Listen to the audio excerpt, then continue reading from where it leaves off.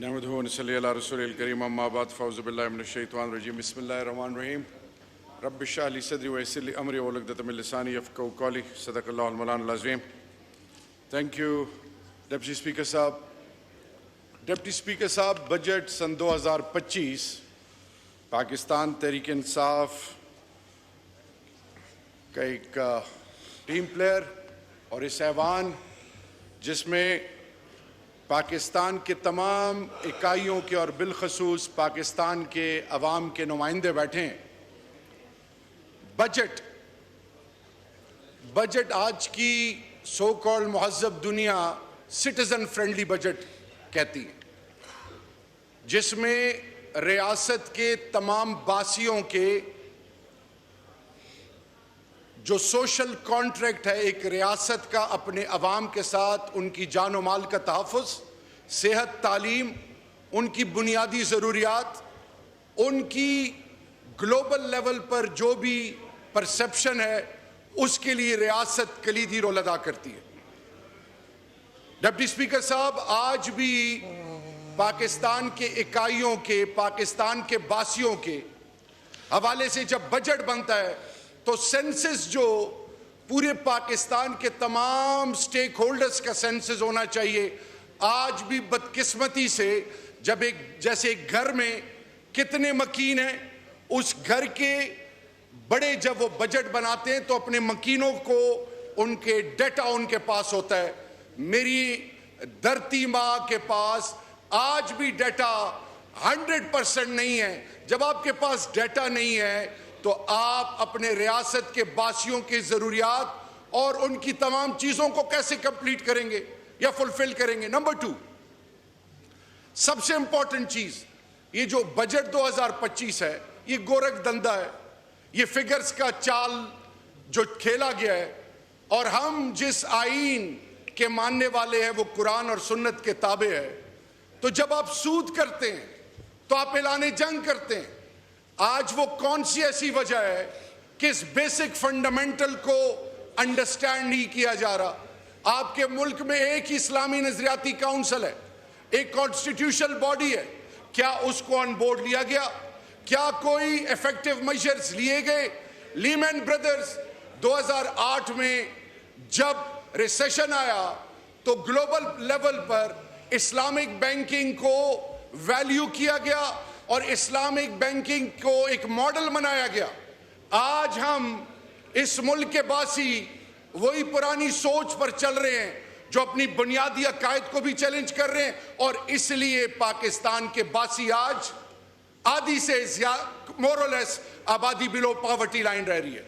Deputy speaker صاحب, ایک اور چیز, پاکستان جب بن رہا تھا تو قائد اعظم محمد علی جناح نے کمٹمنٹ کی تھی کہ not on the basis of population but on the basis of unit, جو کہ یونٹس ہوں گے ان کے بیسس پہ ڈسٹریبیوشن آف ریسورسز ہوگا.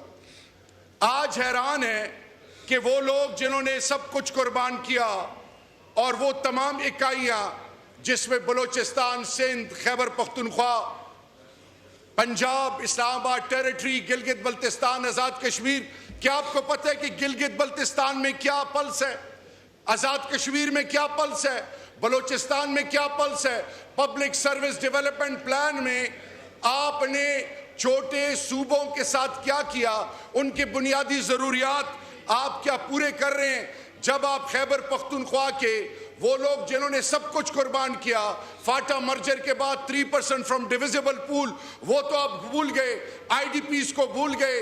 وہاں کے لوگ, وہاں کے law enforcing agency, civil arm forces کے جب جوان شہید ہوتے ہیں جن کا سب کچھ تباہ ہو گیا, کیا آپ نے ان کی داد رسائی کی؟ کیا آپ نے ان کا پوچھا؟ سوال یہ ہے کہ ریاست اگر اپنے لوگوں کو اول نہیں کرے گی, ان پر انویسٹ نہیں کرے گی, جو میرا لیڈر عمران خان ایک چیز کو پروموٹ اور پروپیگیٹ کرتا تھا کہ ہیومن ڈگنیٹی, آپ کسی کے اس انسانیت کی سب سے پہلی ڈیمانڈ عزت ہے, عزت نفس کو مجروح نہ کریں.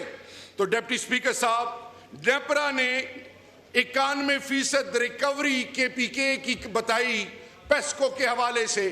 200 میرے دوست جنید اکبر بھائی نے چیئرمین صاحب نے پوچھا کہ جتنے ڈسکوز ہیں اور پیسکو کے حوالے سے آپ ذرا مجھے رپورٹ دیں.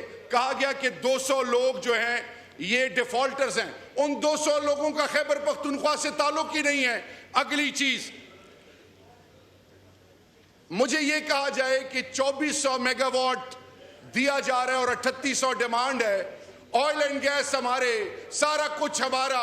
میں کبھی بھی پاکستان کی بنیاد کے خلاف بات نہیں کروں گا، لیکن جب آپ کسی کو حق نہیں دیں گے، ایک بیٹے کو ایچ ایس این میں پڑھائیں گے، اگلے کو لنڈن اسکول آف اکنامکس میں پڑھائیں گے اور تیسرے بیٹے کو ٹاٹ پہ بٹھائیں گے، اس گھر میں امن کیسے آئے گا؟ اس گھر میں یونٹی کیسے آئے گی؟ آج ایران کے لوگوں کو چن چن کے ٹارگٹ کر رہے اسرائیل. ہیومن انٹیلیجنس وہاں پہ انہوں نے اپنے بندے پلانٹ کیے ہیں. وہ بندے ان کی آئیڈینٹیفیکیشن کرتے ہیں کہ پریزیڈنٹ ہاؤس میں فلانی جگہ ان کے کی سٹیک ہولڈرز، ان کے سائنٹسٹ، ان کے کی ڈیسیجن میکرز یہاں پہ ہیں، ان کو مارا جا رہا ہے. کیا میرے ریاستی ادارے، کیا آج پاکستان کے کی سٹیک ہولڈرز نے آج کوئی وار گیمز کیے ہیں؟ کیا ان کو یہ پتہ ہے کہ پاکستان خدا نخواستہ، کیونکہ آج ایران تک وہ پہنچ گئے ہیں، ہمارے اندر جو انہوں نے انویسٹمنٹ کی ہیں، وہ جتنے بلیک شیپس ہیں جو پاکستان کے بجائے غیروں کے مفادات سرو کر رہے ہیں، آج وقت کا تقاضا ہے. It is the need of the hour. Put your house in order. خدا کے لیے آئیڈینٹیفائی کریں جو اس ملک کی بنیادوں کو کھوکھلا کر رہے ہیں.